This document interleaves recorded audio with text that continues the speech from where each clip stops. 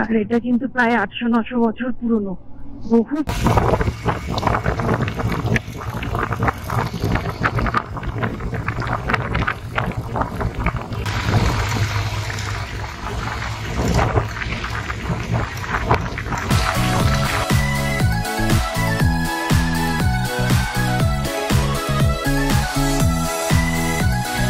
Morning friends, আমরা এখন রয়েছি মুক্তিনাথে। কালকে আমরা এই যে পেছনে হোটেলটা দেখছেন, এই হোটেলটাতে ছিলাম। এই হোটেলটার নাম হচ্ছে দি পাথ অফ ড্রিমস। এখানে রুম রেন্ট আমাদের নিয়েছিল 1000 টাকা করে, নেপালি টাকা। আর এখানকার একটাই কন্ডিশন ছিল যে এখানে থাকতে হলে এখানকার খাবারই খেতে হবে, মানে বাইরের কোনো রেস্টুরেন্টে খাবার খেলে হবে না। কিন্তু খুব ভালো, এমনি খাবার দাবারও খুব ভালো। খাবারের দাম তো কস্টলি হবেই, আপনারা সবাই জানেন এখানে নেপালে খাবারের দাম খুব কস্টলি রুম রেন্টের থেকে। আর এখানে গরম জলটা ফ্রি পাওয়া যায়, গরম জলের কোনো টাকা নেওয়া হয় না। তো এখন 5:42 বাজে, আর আমরা আর কিছুক্ষণের মধ্যেই রওনা দিয়ে দেবো। এই যে আমাদের বাইকের সব কাজ চলছে, এখন চেন লুপ হচ্ছে, এরপর আমরা বাইক স্টার্ট করব। আজকে আমাদের জার্নি হচ্ছে পোখরার দিকে, তবে পোখরা যদি না যেতে পারি যতদূর যাব সেখানেই কোথাও স্টে করবো। তাহলে বন্ধুরা, আমার চ্যানেলটাকে অবশ্যই সাবস্ক্রাইব করে দেবেন, আর আমার ভিডিওগুলোকে লাইক করে শেয়ার করবেন, আর অবশ্যই কমেন্ট করে জানাবেন ভিডিও কেমন লাগছে। তাহলে আরেকবার এখানকার সিনারিটা একবার একটু দেখে নিন আপনারা।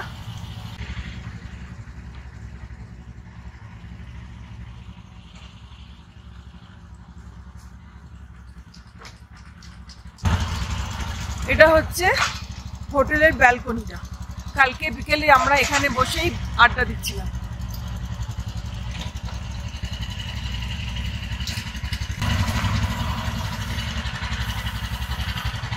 সামনে একটা পিক দেখতে পাচ্ছি, এটা ধৌলাগিরি। ওহো, এইদিকে অন্নপূর্ণা। এই যে এটা ধৌলাগিরি, এটা সব দিকে ঠিক আছে, সবকটা তুলো, সবকটা পিক দেখা যাচ্ছে, ধৌলাগিরি, নীলগিরি আর অন্নপূর্ণা। দেখো তো যাওয়ার মতন আছে কিনা। না না না, হচ্ছে রাস্তা। মুক্তিনাথ থেকে বেরিয়ে আজ আমরা পোখরা পৌঁছানোর চেষ্টা করব, কিন্তু বৃষ্টিতে যদি আটকে যাই তাহলে বেনি অবধি পৌঁছাবো, বেনিতেই থেকে যাব। মুক্তিনাথ থেকে পোখরার দূরত্ব 174 কিলোমিটার, বেনির দূরত্ব 101 কিলোমিটার, আর সামনে আসছে জমসম, যার ডিস্টেন্স 22 কিলোমিটার। জমসমের পরে পাবো হচ্ছে মারফা ভিলেজ। এই মারফা ভিলেজটা আমরা জাস্ট ভিজিট করব, মানে মারফা ভিলেজে একটু ঢুকবো। আর এই মারফা ভিলেজের ডিস্টেন্স হচ্ছে 25 কিলোমিটার। পিক দেখা যাচ্ছে, বেগতিক দেখলে তো আমি রাস্তা কিছুই না, ওটা আরামসে উঠে যেতাম। কিন্তু সকাল সকাল তো গাড়ি গরম কিনা, ইয়ে কিনা, পিক আপ মিস করতে পারে, দরকার ছিল। পায়রা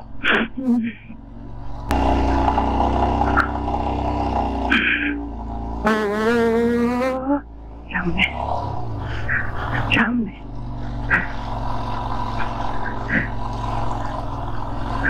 সামনের ভিউ দেখুন।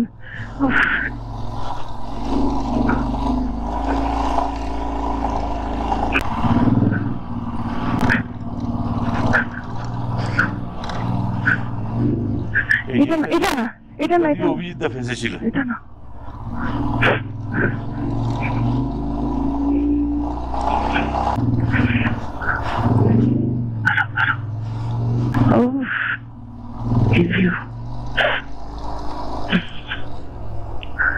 ওই দিক দিয়ে তো এখানটা। আরে এমন করে সব চা মিলে গা কিনা জিজ্ঞেস করে আসো। সকাল সকাল সুন্দর ভিউ পেয়েছি। ওই যে দূরে ওটা দেখছেন, ওটা হচ্ছে নীলগিরি, আর এদিকে অন্নপূর্ণার খানিকটা অংশ দেখা যাচ্ছে। আর এই দিকে যেটা দেখছেন, এই যে পুরো রেঞ্জ যেটা, এটা হচ্ছে ধৌলাগিরি রেঞ্জ। ক্যামেরায় হয়তো প্রমিনেন্ট আসছে না, কিন্তু আমি খুব সুন্দর দেখতে পাচ্ছি। একটু বড় করে আপনাদের দেখাচ্ছি, দেখুন।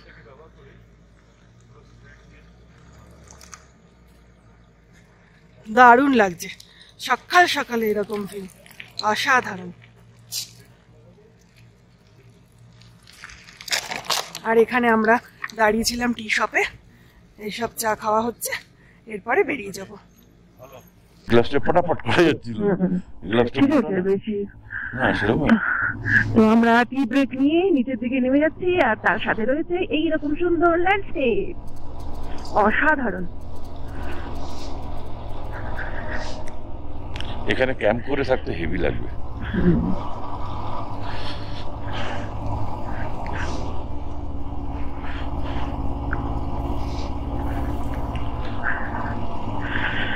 খালি এখানে জলের সমস্যা হবে, জলের সমস্যা হবে। হ্যাঁ, জল ক্যারি করে নিয়ে আসতে হবে, নাহলে দারুণ জায়গা। আর পাহাড়ের মাঝে মাঝে কোনো গুলমো গাছগুলো খুব সুন্দর লাগছে দেখতে। এখানে প্রচুর জুনিফার আছে, জুনিফার। রাস্তার টার্নটা খুব মারাত্মক। ধীরে ধীরে এগুলো হেয়ার পিন বেন্ড বলে, যেন তোমাদের মাথার ক্লিপের মতন যে বেন্ড হয়, তো মানে এখান থেকে ডাইরেক্ট দেখা যায় না বেন্ডগুলো। এখন এইগুলো থেকে বাচ্চার জন্য করেছে কি, অনেক জায়গায় আয়না লাগিয়ে দেয়, আয়না লাগিয়ে দেয়, যাতে ওপাশে কোনো গাড়ি বা কিছু থাকলে সেটা যাতে visible. Original hair print band, পুরো ওরকমই দেখতে লাগে, পুরো একদম এখান থেকে পুরো পরিষ্কার হয়ে যাচ্ছে।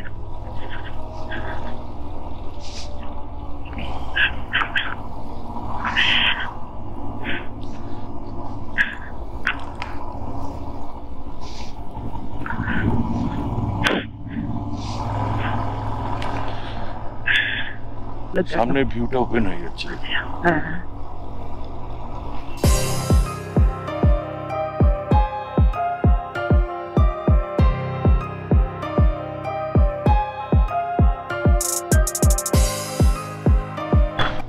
লাগছে।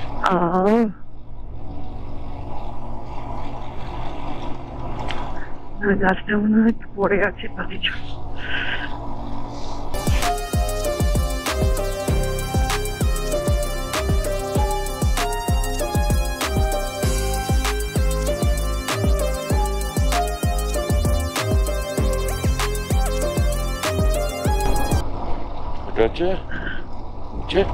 জমসং,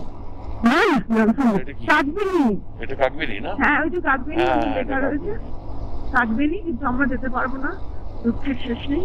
কাকবেনি দিয়ে আপার মুস্তাঙে ঢোকে। আপার মুস্তাঙের এন্ট্রি পয়েন্টটাই হচ্ছে কাকবেনি গ্রাম। দেখো দেখো, অফ করো না। অসম অসম, পুরো ওয়াল, অন্নপূর্ণা পুরোটা দেখা গেল। না না, সোজা সোজা, জমসন সোজা। এটা কাকবেনি চলে যাচ্ছে।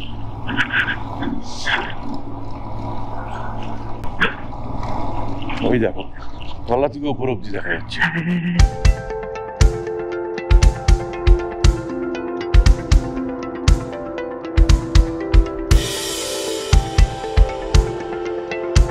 দেখে নাও, দেখে নাও, কোনটা ছেড়ে কোনটা দেখবে। ওই যে ওইখানে নীলগিরি, ওখানে নীলগিরি দেখা যাচ্ছে। এখানে অন্নপূর্ণা যে মেন পিকটা ওই পেছনে, আর ওইটুকু দেখা যাচ্ছিল তখন। ভেড়ার পাল যাচ্ছে।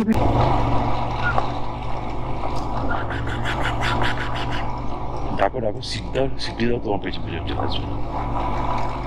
সিটি দিলেই তোমার পেছন পেছন আসবে। আমরা এখন জমসামে এন্ট্রি করছি, জমসামে চেক পোস্টে চলে এসেছি।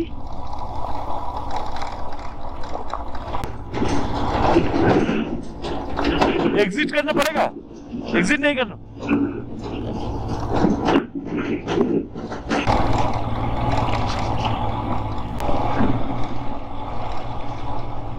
वाव, বাদিকে কি সুন্দর পিক দেখেছো? বাদিক কোনটা?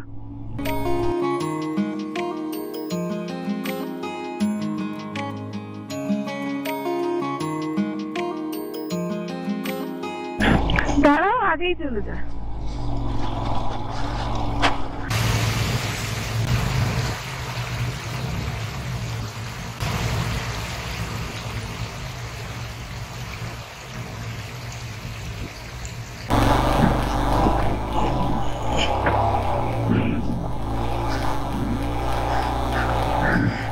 বিনা জলে পার, বিনা জলে পার।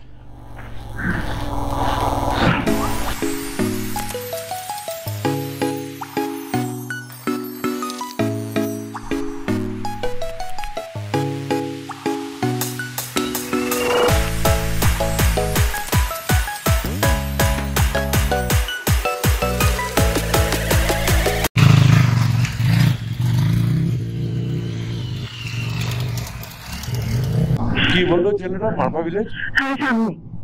সামনে তো রাস্তা।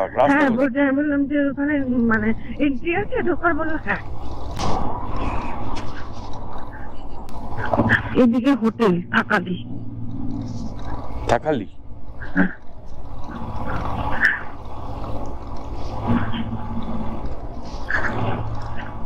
একটা মিস করে যাচ্ছে, জিজ্ঞেস করতে হবে।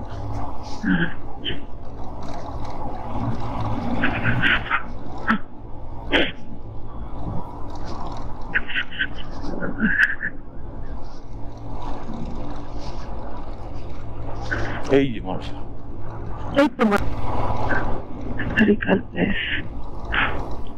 Welcome to historical place মারফা village. মারফা village. আমরা মারফা ভিলেজে এন্ট্রি করছি। মারফা গ্রামটি নেপালের মুস্তাং ডিস্ট্রিক্টে অবস্থিত একটি ছোট্ট তিব্বতী গ্রাম। এর অল্টিটিউড 2670 মিটার। এখানকার পপুলেশন 1630 আর এখানে প্রায় 434টা পরিবার রয়েছে। এই যে সামনে মারফা ভিলেজের ছোট্ট গেট, এখান দিয়ে এন্ট্রি হয় মারফা ভিলেজ। হ্যাঁ, আর এটা কিন্তু প্রায় 800-900 বছর পুরনো, বহু পুরনো নেপালের এই গ্রামটা। তখনকার দিনে এরই জল বেরোনোর রাস্তা। হ্যাঁ, ড্রেন এভাবে যাচ্ছে, ড্রেনের জল।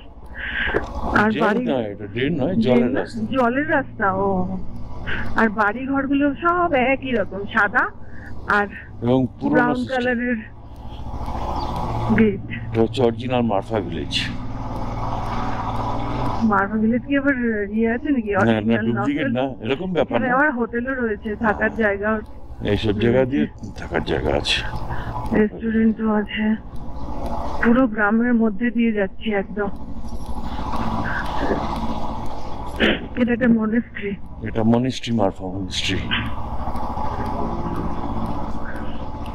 খুব সুন্দর। উপরে আবার কাঠ, ছাদে কাঠ রয়েছে। এই উপরে কাঠ থাকবে। সুন্দর গন্ধ। জেনিফার জ্বালিয়েছে তাই ধূপ। পুরো গ্রামের মধ্যে দিয়ে যাচ্ছি।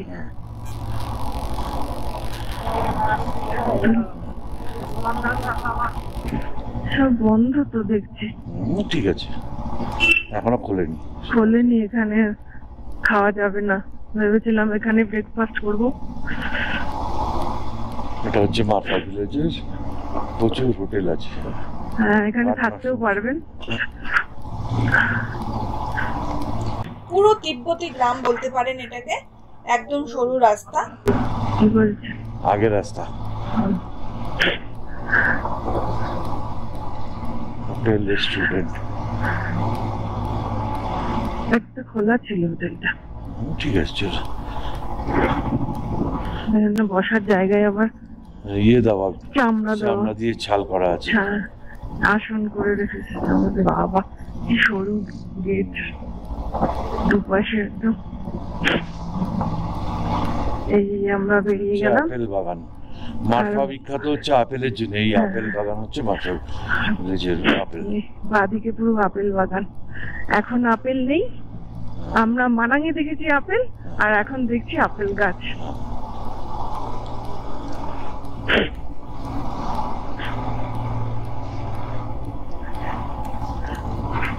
এই মারফা ভিলেজ দিয়ে বেরোচ্ছি।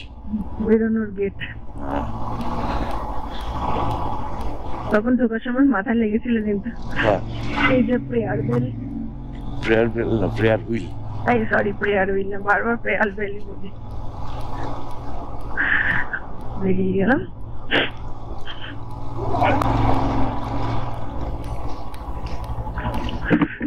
রাস্তা বন্ধ তো। মুসি, হ্যাঁ, রাস্তা কাহা হ্যায়? আগের রাস্তা, এইটুকুর জন্য আটকে গেলাম। আবার বেরোতে হবে।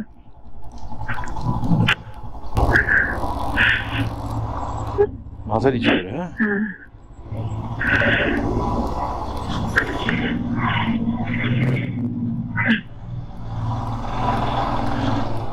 সামনের রাস্তায় কাজ হচ্ছে বলে রাস্তা বন্ধ করে দিয়েছে, তাই আমরা মারফা ভিলেজে যে গেট দিয়ে ঢুকেছিলাম সেই গেট দিয়েই বেরিয়ে যাব।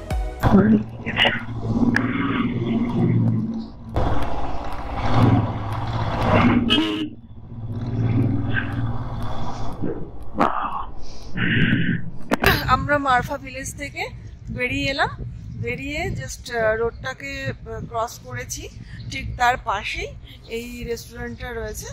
আর এই রেস্টুরেন্টে আমরা ব্রেকফাস্টের জন্য দাঁড়ালাম। মারফা ভিলেজটা বেশ ভালোই লাগলো, যদিও ওখানে থাকার ইচ্ছে ছিল কিন্তু টাইমের জন্য ওখানে থাকতে পারছি না। আর এমনি পুরো ভিলেজটাই তো ঘুরলাম, বেশ ভালোই লাগলো। ওখানে অনেক হোটেল আছে, আপনারা থাকতেও পারেন। আর এখানে এখন আমরা ব্রেকফাস্ট করব, তারপর আবার এগিয়ে যাব। আড্ডা চলছে। হ্যাঁ হ্যাঁ,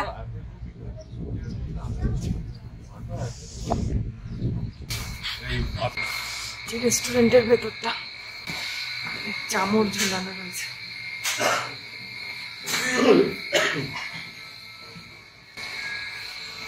আপেল সব তো দেখেছিস? খাবার কি আছে? Bread omelette. Bread omelette, bread omelette.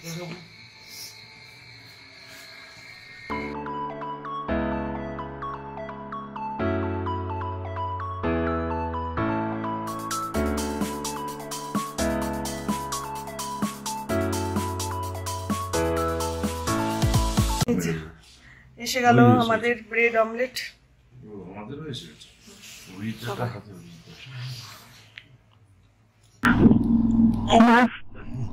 মারফাতে breakfast করে আমরা এগিয়ে যাচ্ছি, কিন্তু সামনের দিকে ওয়েদারটা খুবই খারাপ। আজকে যতটা নিচে চলে যেতে পারি ততটাই ভালো, কারণ ওয়েদার খুব খারাপ হচ্ছে, বৃষ্টিটা হবেই মনে হচ্ছে। যে সামনের খারাপ রাস্তাটা আছে সেটা যদি পেরিয়ে যেতে পারি বৃষ্টির আগে তাহলে খুবই মঙ্গল। দেখা যাক কত দূর যাওয়া যায়। এখন আর বেশি টাইম ওয়েস্ট করবো না, কোথাও দাঁড়ানো নেই, আর ভিডিও সেরকম করবো না, কারণ এই রোডটা তো যাওয়ার সময় আপনাদেরকে দেখিয়েছি। তাই এখন শুধু আমরা এই ওয়েদারটা মানে বৃষ্টি হওয়ার আগেই যাতে যতটা দূর এগিয়ে যেতে পারি সেটাই লক্ষ্য করব। তার জন্য এখন আর কোনো ভিডিও না, এখন শুধু আমরা সেফ জোনে ঢুকে যাচ্ছি।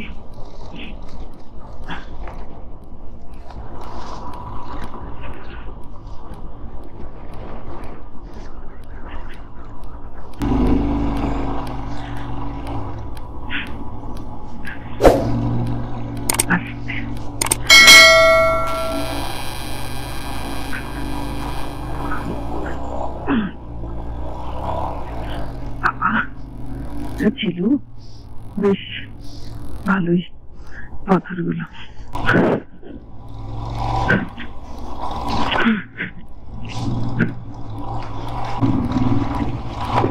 বাঁদিকে গালি গন্ডকী নদী বয়ে যাচ্ছে, আর আমরা এইরকম ভয়ঙ্কর অফ রোড দিয়ে যাচ্ছি। একদম ক্লিফ হ্যাঙ্গার রোড এটা।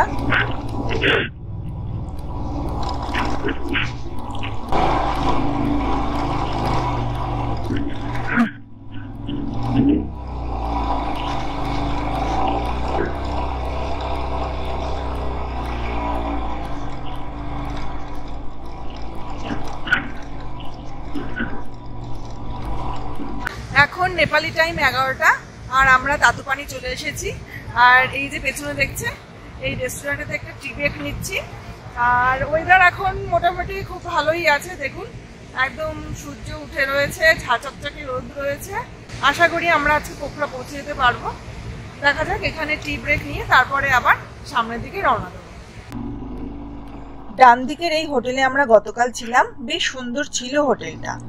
আর এখন কিন্তু আমরা মুস্তাং ডিস্ট্রিক্ট ছেড়ে মায়াগদি ডিস্ট্রিক্টে ঢুকে পড়েছি।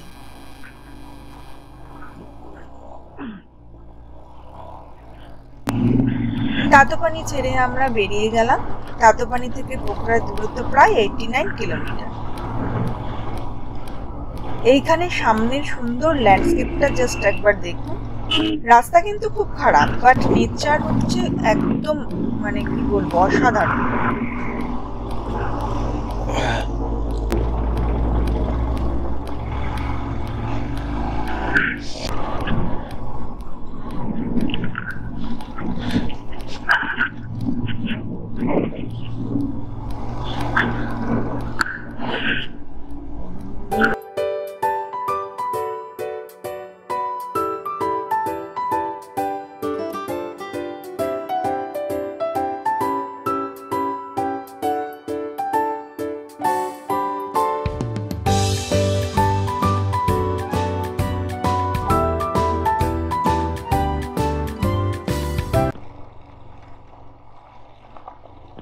আমরা বেনি ঢুকে পড়েছি, সামনে আসছে বেনি বাজার।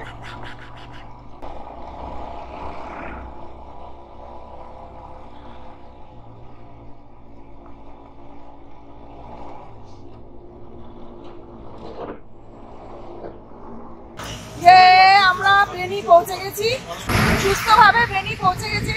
এখানে কিছুক্ষণ রেস্ট নেব, নিয়ে তারপরে আমরা পোখরার দিকে রওনা দেব। বেনি থেকে এবার আমরা বাঁদিকের মাটির রাস্তা ধরলাম, কারণ এই রাস্তায় সময়টা কম লাগবে। তবে রাস্তা কিন্তু বেশ খারাপ, মাটির রাস্তা, তার উপর বৃষ্টি হয়েছে, একদম কাদায় ভরা।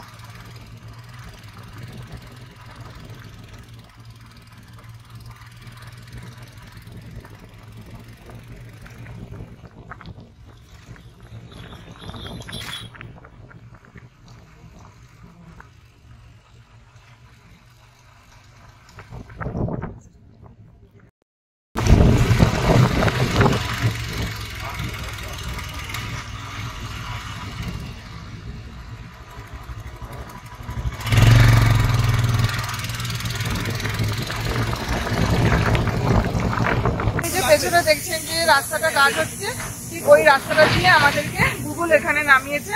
এটা বাগলুং, আমরা বাগলুঙে চলে এসেছি।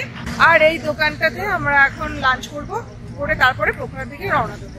এই রাস্তাটা হচ্ছে এখন হচ্ছে, আর আমরা যাওয়ার সময় গেছিলাম যে নিচে যে দেখছেন রাস্তাটা, ওই রাস্তাটা দিয়ে, ওই রাস্তাটা একটা গ্রামের মধ্যে দিয়ে নিয়ে যায়। আর ওই রাস্তাটা এখনো তৈরি হচ্ছে বলে একটু বাজে, তাছাড়া সব ঠিক আছে। তাহলে চলুন আমরা এখন একটু লাঞ্চ করে নিই। আজকের লাঞ্চে আমরা নিয়েছি চিকেন চাউমিন আর মোমো। লাঞ্চ করে বেরিয়ে পোখরা ঢোকার আগে জাস্ট পেয়ে গেলাম এইরকম একটা। পোখরা ফিরতে ফিরতে এমন একটা সুন্দর ভ্যালি দেখলাম যে ছবি না তুলে পারছি না, শেষ পর্যন্ত ভিডিওই করে নিলাম। ওই যে দূরে পোখরার লেক দেখা যাচ্ছে। তো বন্ধুরা, আমাদের আজকে পোখরা পৌঁছতে পৌঁছতে বিকেল 5টা বেজে গেছে, নেপালি টাইম 5টা বাজে। আর আমরা আগের দিন যে হোটেলটাতে ছিলাম, দি ম্যাপেলিন, সেই হোটেলটাতেই উঠেছি। আর এখন সবাই টায়ার্ড হয়ে রয়েছি খুব।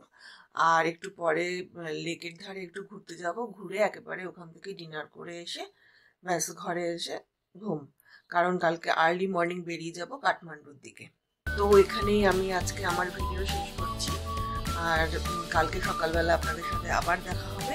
আর আমার চ্যানেলটাকে অবশ্যই সাবস্ক্রাইব করবেন, আর ভিডিওগুলোকে লাইক ও শেয়ার করবেন, আর অবশ্যই কমেন্ট করে জানাবেন আপনাদের ভিডিওটা কেমন লাগছে। তাহলে এখানেই গুড বাই।